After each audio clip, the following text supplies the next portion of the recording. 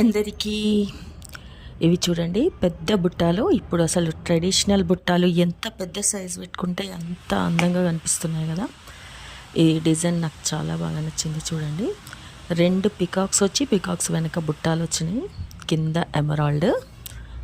ఇవి 2 బుట్టాలు కలిపి 30 గ్రామ్స్ ఉన్నాయి. హెవీ వెయిట్ ఎక్కువనే ఉంటుంది, కానీ చాలా ఫంక్షన్స్కి పట్టు చీరల మీద కట్టుకుంటే చాలా నిండుగా ఉంటుంది, ట్రెడిషనల్గా ఉంటుంది.